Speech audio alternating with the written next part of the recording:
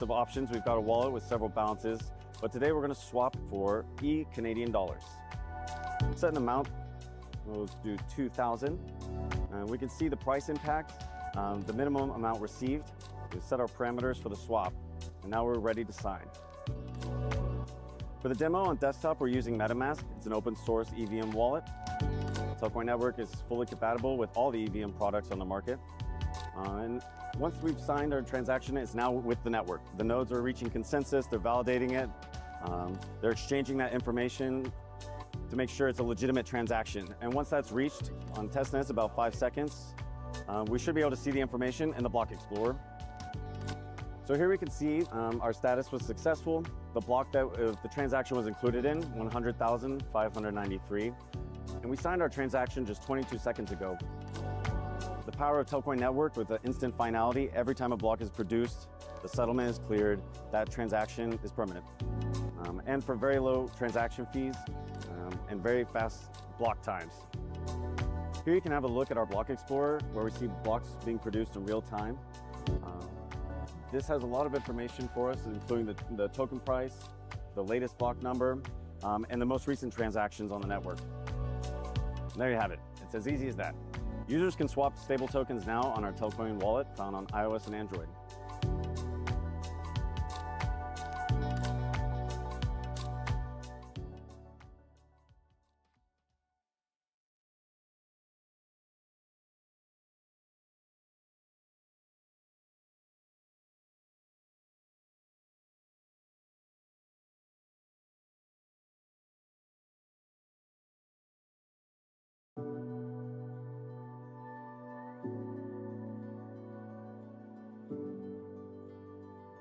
Hey everybody, my name's Grant Key.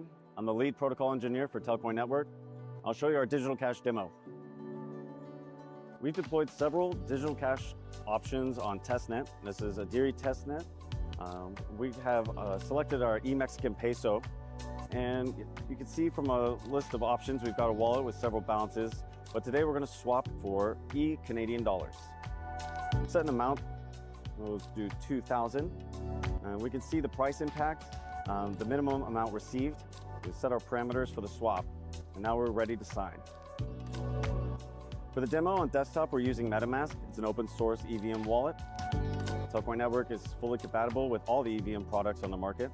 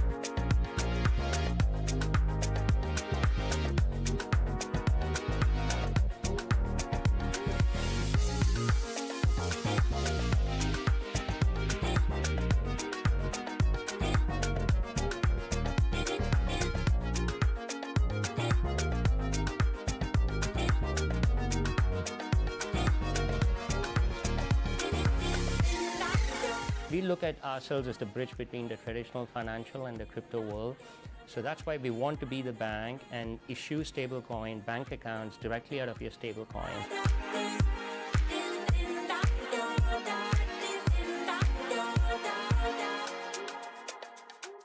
We all know about the breadth and scale of NWC, 100,000 attendees globally with phenomenal success. But I think it's the content and the engagement, the energy, which is vibrant, ebullient. But I think it's a melting pot of corporates, telecom, startups, especially this 4 years from now, where you have investors, startups, corporate, cutting-edge technology providers all under the same roof. That's phenomenal. We love it here.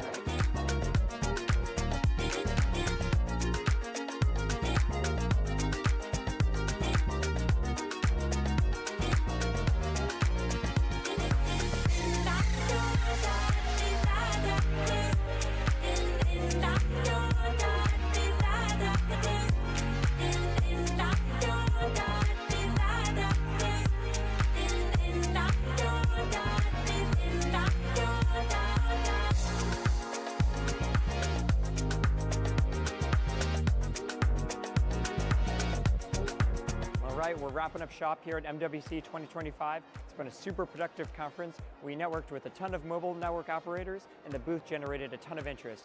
So that's it for now. We'll see you at the next conference.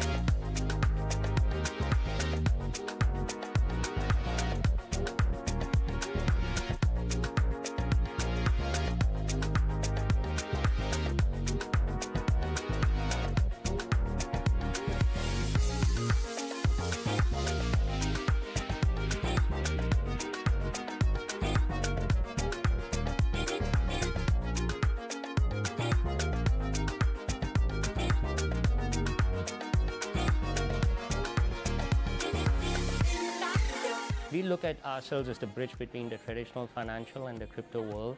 So that's why we want to be the bank and issue stablecoin bank accounts directly out of your stablecoin.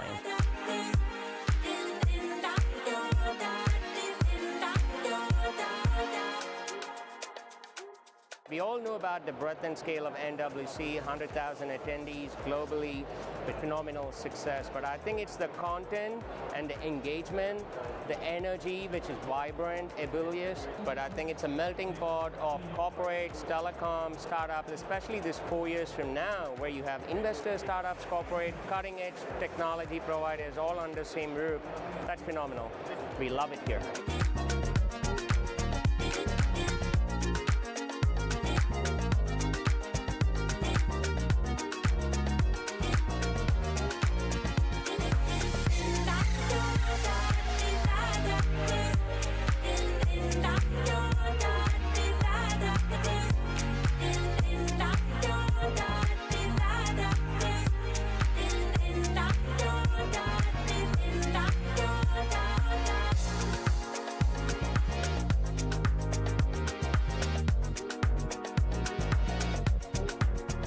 We're wrapping up shop here at MWC 2025. It's been a super productive conference. We networked with a ton of mobile network operators, and the booth generated a ton of interest.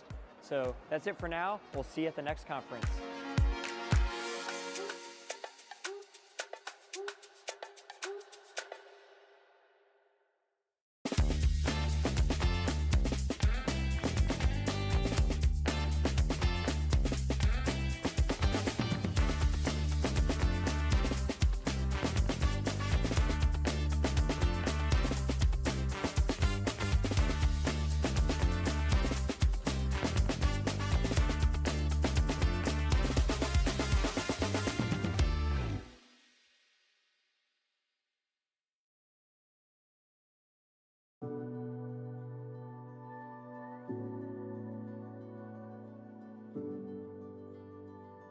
Hey everybody, my name's Grant Key. I'm the lead protocol engineer for Telcoin Network. I'll show you our digital cash demo. We've deployed several digital cash options on testnet. This is a Diri testnet. We have selected our e-Mexican peso, and you can see from a list of options, we've got a wallet with several balances, but today we're going to swap for Canadian dollars. Set an amount, we'll do 2,000, and we can see the price impact, the minimum amount received. We set our parameters for the swap, and now we're ready to sign. For the demo on desktop, we're using MetaMask. It's an open source EVM wallet. Telcoin Network is fully compatible with all the EVM products on the market. And once we've signed our transaction, it's now with the network. The nodes are reaching consensus, they're validating it.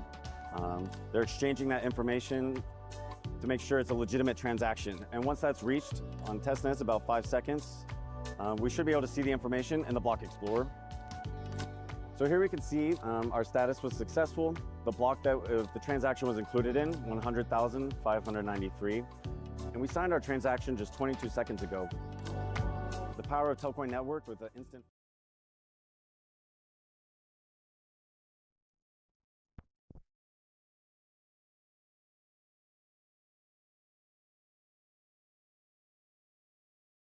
Hey guys, can you hear me? Yeah, I can hear you. Can you hear me? Perfect. Yep. Sensational. Okay. Just getting some stuff up here.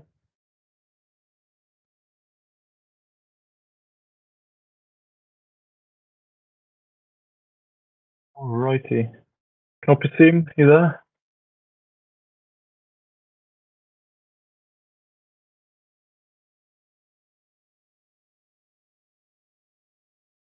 EZ, can you hear him? No, I can't. His box isn't lighting up, so he might have push to talk off or something. Yeah, can I presume? Oh, he's gone. He's given up on us. Yeah, he's reconnecting. Oh dear. Don't worry, I'm working on the new stuff this week. Hey, I know. All good. I just reposted the stream as well, so Okay. it'll be on there. Okay. Hello again. Can you hear me There you now? go. Yep, we got Yeah, you. we got you now. Cool, Perfect. cool. Thanks. Good. Let's get our mate in here.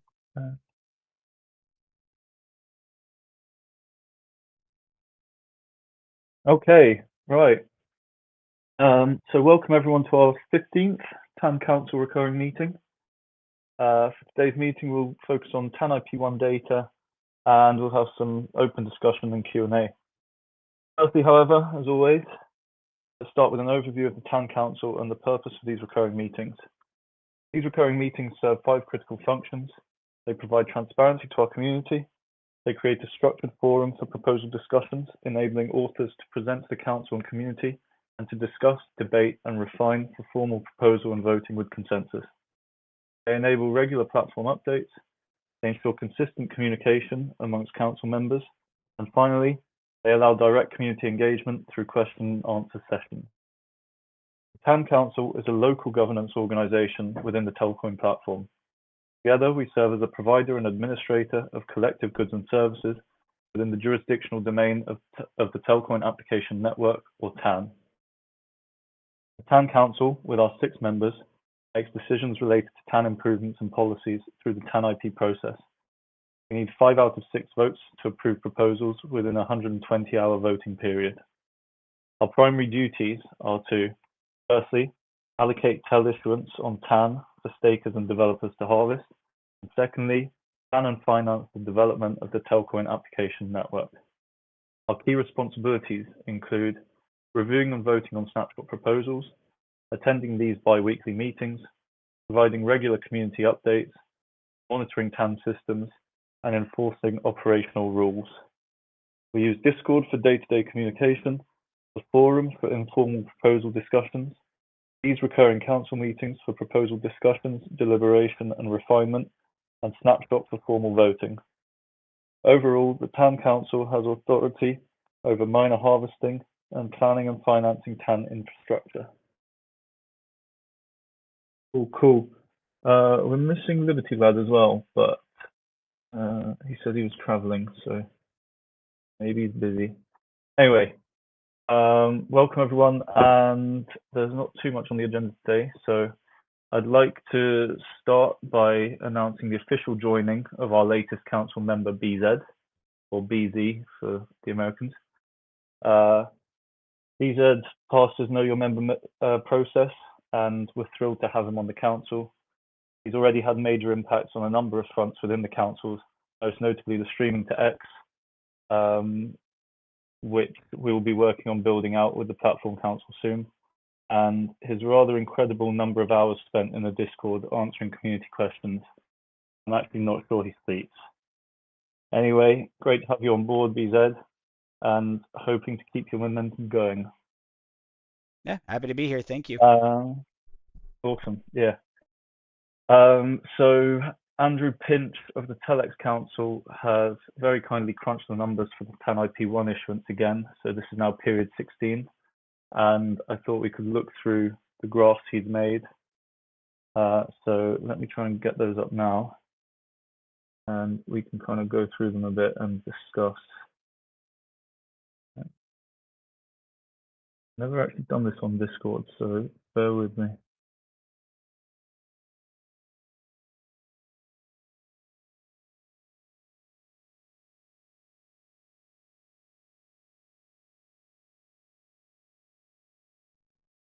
It's at the bottom. There's a share screen right by the disconnect button. Yeah, I've got that, but it's not giving me, not seeing my tabs. Let's find this.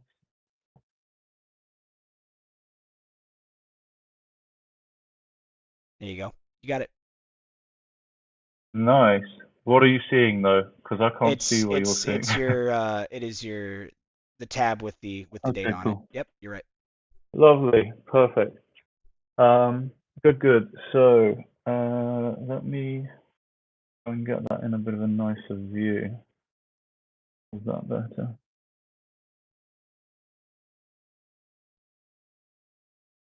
I've gone full screen, but it's not full screen now.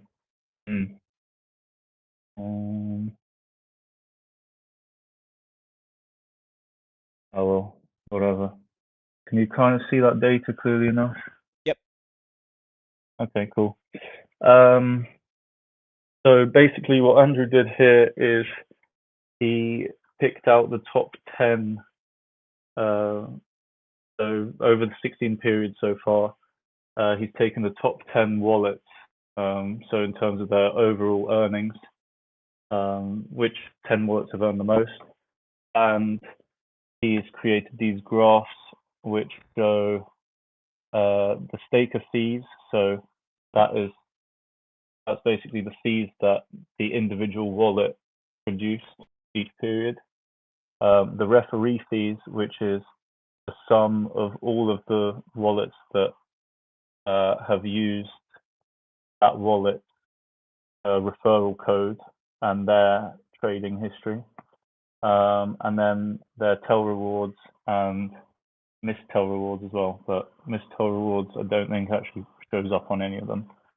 So basically, the way I look at it is how much they're earning each week, and basically what proportion of that earnings are coming from that user's actions, that user's trades, compared to that user's referred networks trades.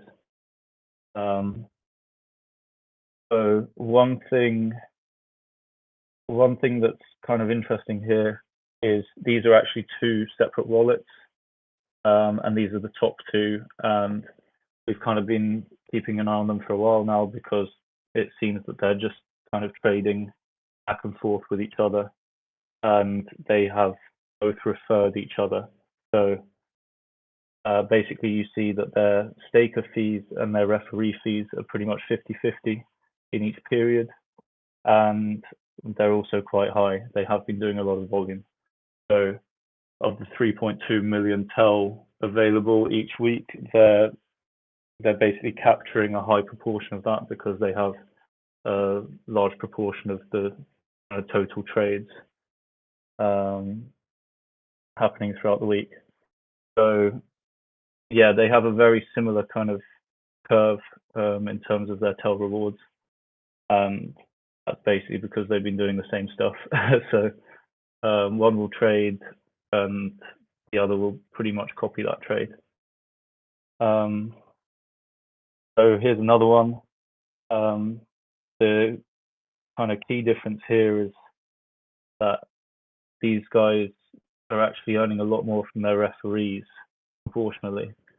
So the actual wallet user is not trading all that much, as you can see by the much smaller blue bars. But the purple bars are a lot bigger, so this kind of suggests that someone has spread their referral code far and wide, and a lot of other people are using it, and those people who have used the code are trading quite regularly. So in a way, we kind of prefer to see this kind of shape in a way, because this kind of signifies that someone has created a network and has referred a lot of people, and those people are active users. So this is kind of, I'd argue this is a much healthier kind of trace than these ones, which are kind of a bit more quote unquote wash traders. Here again, very few individual staker fees, but then a lot of referral fees. So that's also quite healthy. And there they actually missed quite a lot of rewards in the first few weeks. So that means that they hadn't staked enough to be able to earn their full allowance, basically. But it seems that they've now sorted that out, so that's good to see. And then from there on, it's kind of more of the same. Here again, it looks like there are two wallets, very similar behavior, very similar trace. So they've probably referred each other. And usually if you go into the raw data, you can kind of see that. So I'm just seeing if I can see it now. Basically, if the staker fees of one match quite closely with the referee fees of the other, they're probably doing that. So basically what would happen here is 42,000 in staker fees of this first wallet would kind of get passed to as referee fees in this other wallet, and then vice versa. So 50,000 here, you end up with 50,000, and then probably 3,000 have come from another person who's used their referral code. So yeah, I mean, basically that's happening, and it's interesting to see. And I think it's just a function of being early to this, and basically that not enough people are using these trades kind of quote unquote organically.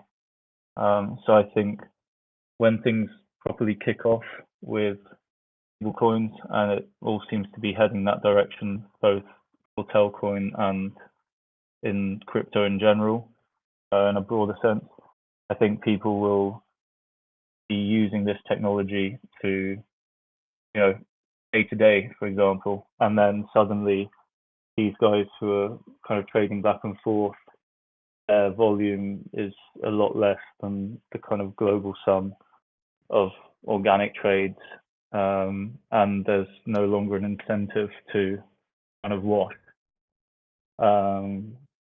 That's kind of just my thinking, and I'd be very happy to hear other people's opinions or where you think it's going. If there's any kind of action we should be taking at this point, but in many ways, I think everything's kind of working as expected.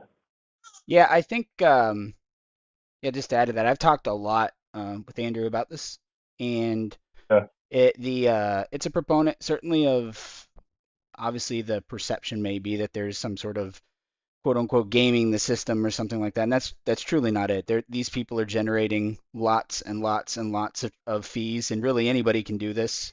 And that's really the purpose of the whole program. And just to be clear, these are transactions of any swaps of any sort on the network, on the application, and that's how these fees are generated. So if you have a referral and you're doing the same thing, that's totally kind of the whole purpose of generating and kicking these rewards back to the community. I think the other great thing to mention too is that with Ari's implementation of the new time-weighted staking mechanism, the amount of undistributed, meaning rewards not distributed, has gone down significantly since that's been implemented. So that's been great to see, meaning that all the rewards are being given out to the community, which is a great thing. Yeah, absolutely. I fully agree with you there. It is all working as it should. This is volume coming through the app, through the system, which is great, and it's kind of a battle testing in a sense. And yeah, the fact that Ari's changes have had like a meaningful impact as well is pretty neat. I think this was the only case of mistel rewards before. I don't remember exactly which period Ari's implementation kind of kicked in, but that kind of suggests we're headed in the right direction. So good to kind of frame it in that way. And yeah, it's cool. It's exciting. We've got kind of a lot of levers to play with here, and Leo, sorry. if I may. I don't think it's Ari's 10 IP that reduced the lost fees, but rather that among the same dozen addresses since the beginning, as I showed 2 weeks ago. So it's always the same, like dozen address. There was simply a bit less activity from the referrals of these 10 or 12 addresses, so fewer fees were generated, and that's the only reason why it decreases from 200,000 and 152K for last week and 42K for this week. But it's, again, always the same addresses. Since the last 10 periods, the last 11 addresses, they came back for one address 10 times on 10, one 9, 2 addresses 8 times, 4 addresses 6 times. So that's a lot. In fact, it's just the referees are doing less volume, so less money is lost. But I really think everything is going to change.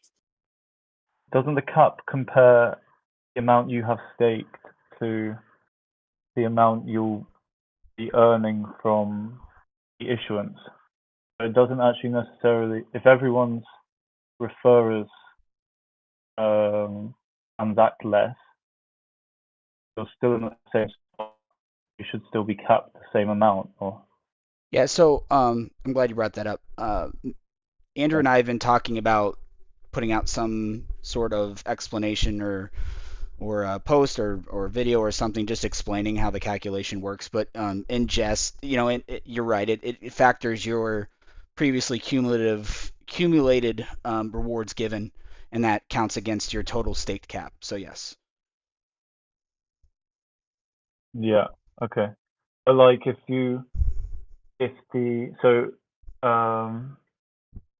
to kind of get it straight in my head as well, if all of the trades next week were exactly the same as this week, but 20% less kind of thing, you'd still be looking at, ignoring the cap, you'd still get the same amount of TEL tokens. you still get the same distribution because you're Right. competing with Right. the Yeah. rest So of the the distribution overall is economy. correct. Yeah. The distribution is the percentage of, I guess, the pie, right, that you've generated out of everybody's fees. So if you have 10%, you'll get 10% of the 3.2 million. If you have 50%, you'll get 50% of the 3.2 million. And that's kind of the idea is it's weighted based on how much you do versus everybody else, purposely like that. Yeah. Nice. Okay. And then the cap kind of comes in after that, and that's based on how much you have staked, your average over the week, and that becomes your kind of upper limit of how much you can earn that week. Right. There's some nuances to that which we're gonna work out exactly Okay, how cool. best to explain that. But Yeah. the general calculation, which I posted in Discord once or twice, is that it's there is a time weighted calculation that Ari came up with that's based on a per block settlement. So how much TEL you have staked at that time that block is settled, and that's the primary way that that's determined your cap amount for that week. Got you. Yeah. Nice. Yeah, I'd be happy to help with that. I think that would be a useful explainer. We can really nail that down, make it clear for everyone. Sounds good. Nice. So does anyone from the audience have anything they want to ask, or anything they're unsure of? Can be this, can be anything association related. Fire away. You can come up and speak as well if you like. Don't be shy. Not that scary.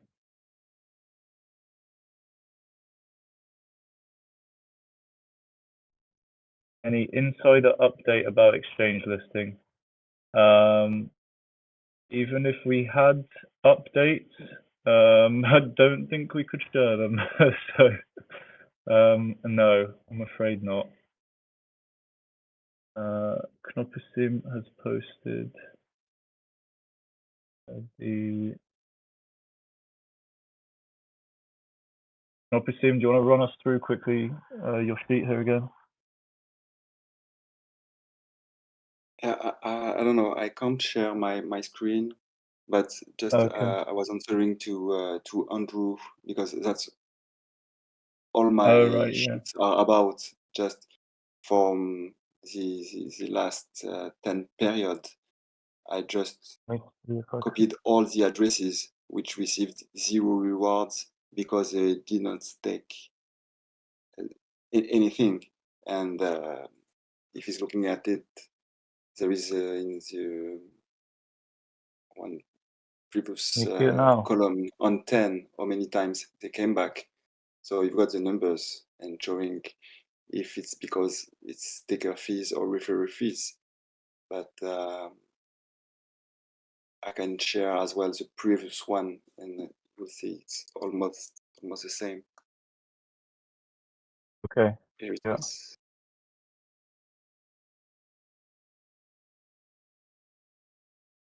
So from the beginning, it's only those who haven't stacked who are losing all the fees, except for 2 or 3 periods sometimes when you've got new users, but the week after they are stacking and receiving the rewards properly. Okay. Right. Can you share your screen and run us through kind of cell by cell? I think that might be the easiest. Or try and walk me through and I'll try and cursor it. Yeah, I will do it in 2 weeks. I don't know, because I left this conf and came back. The option to share my screen is in gray, not in white. So I don't know why. Hang on, that might be because I'm sharing. Let me stop this and then you can. Any better? Yeah.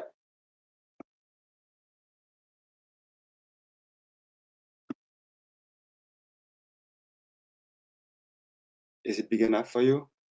Like that? Nice. If you can make it so your screen would be awesome. He also posted the screenshot too, if you want to grab it that way.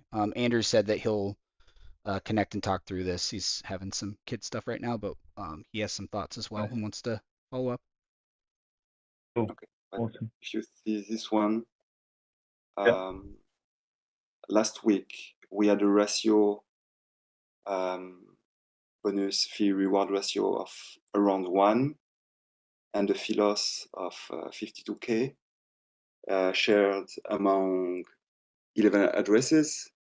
So the 11 score of addresses 1, total. the ratio was better than the previous one, which was the first 52K time in it lost was below rewards is what we're the talking about 1, here. so it was 0.88. We talked about it 2 weeks ago. Yeah. So last week, back to 1. So all you had to And pay. remind me what that formula is again. It's just the reward that you received with the sticker fees you paid if you had no referees. Okay, if you are just alone fighting for the rewards, or if you don't have sticker fees but you have referee fees, it's just the rewards on the volume which is done. Total volume made, in fact.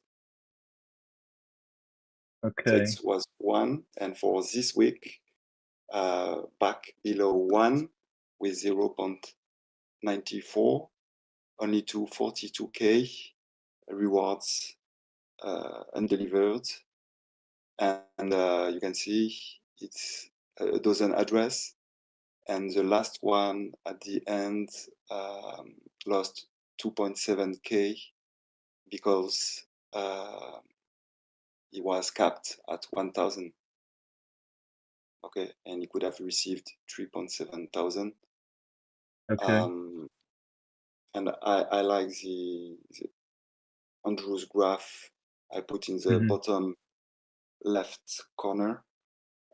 It's clearly visible that when you've got more volume, so blue and orange, so for period 7, 15, and 17, it's the maximum, and it is where we had the smallest ratio. And on the second graph, as you just said, missed tail rewards are decreasing. So hopefully we will never go higher than 4 million. Yeah. And in this column here, as I said, you can see on the last 10 periods how many times those addresses came again. 10, 6, 3, 6, 8, 9, 5, 2. This one is new for 2 weeks now. Below 6, 3, and 6. So you see it's quite recurring. But since 2 weeks ago when we talked, we had the yellow address, which was present for the previous 6 times, and maybe he found out he was not having the rewards, and he disappeared just for this for this week. So we'll see next week if he's well on track now. Okay. I think I'm with you. Yeah, it'll be cool to iron all this out, and we'll get Andrew on it as well because he seems to love data, and we can take all of this into account and bring it in 2 weeks. Would be cool. One other thing that Andrew and I were working on was figuring out a rough calculator that the community could use to figure out what they would maximum need to stake based on their previously earned rewards. So it would be an easy way for people to say, am I close to my cap or am I not? So they could stake more. And the other thing we were working on was trying to project out on a further timeline some of these larger wallets and how much more, if they maintain the same amount of activity, they will continue to have to stake week over week to not be capped, because it'll give us a good idea of how long is this type of activity sustainable, and because volumes, these transactions are a good thing, and we want to continue to foster that. So I thought some interesting data that we can pull, but it'd probably be good if we all worked on this a little bit offline and then can present it. Yeah, sounds good. I don't know about the extrapolating the, I mean, technically they could do it forever, right? You're correct, but like the exercise I was doing, they can absolutely. The exercise I was doing was was more about seeing how much that if you aggregate that over everybody that's coming close to their cap, how much will our amount held in stake continue to grow, which is locked supply essentially. And then if you really just start calculating that out on a longer timeline, what does that look like? So like these wallets, these two are approaching about 14 million, and we'll talk about the calculation later because Marcus was helping us with some understanding there of a cap each. So I mean that's significant, and if you play that out by 6 months over some of these large transaction wallets, it's just going to create an ever expanding amount of locked circulating supply, which is something to think about on a long-term basis. What are the thoughts around kind of locking up supply? Because a lot of people seem to think it's good, but I don't know. I don't know where that comes from, kind of thing. Well, it comes from locked supply. Just simply means an inflation of the per coin value, right? Less in circulation, higher per coin value. Now, the counter argument to that is I think that's a premature conversation really to even be talking about until we really understand what the network, what effect that would have on the network and the transaction fees.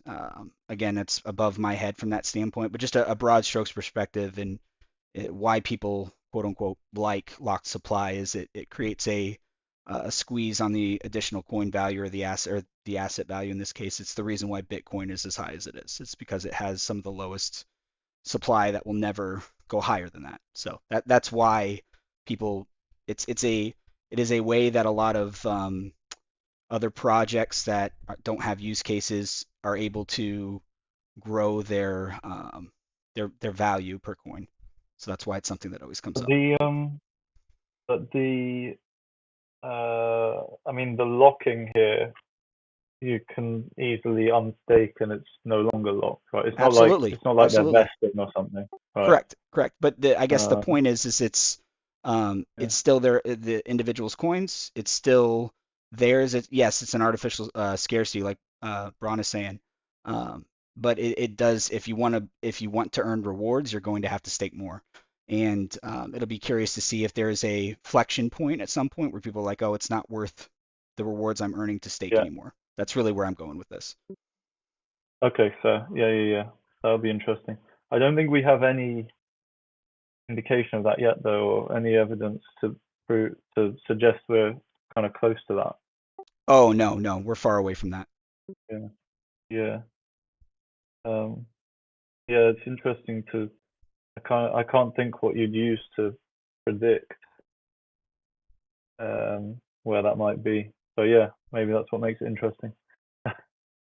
I think what it does is it just overall incentivizes more people to stake more and earn more in the rewards. And I think it just goes to show that the TANP one program it's working. It's doing as it was intended to do. I think that's pretty cool. Yeah. Nice. Cool. I'm on side with that. Yeah. Andrew's asked, are there any updates on new devs applying for GSMA?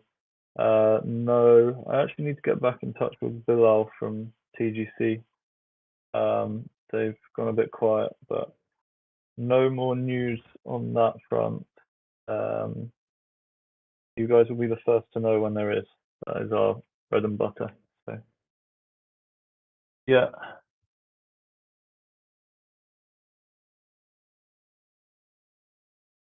Okay. Any more? Any other questions? TAN related, general TA related, anything we can help with?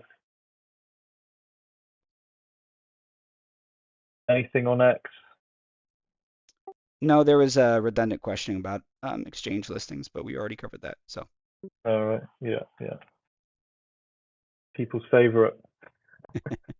yeah, but no other questions. I've asked a few times. If anything comes up, I'll let you know.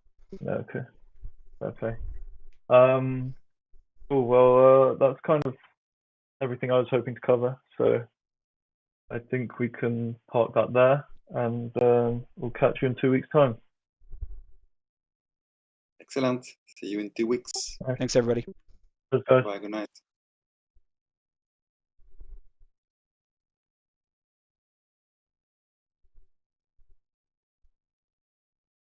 Finality, every time a block is produced, the settlement is cleared, that transaction is permanent. And for very low transaction fees and very fast block times. Here you can have a look at our Block Explorer where we see blocks being produced in real time. This has a lot of information for us, including the token price, the latest block number, and the most recent transactions on the network. And there you have it. It's as easy as that. Users can swap stable tokens now on our Telcoin wallet found on iOS and Android.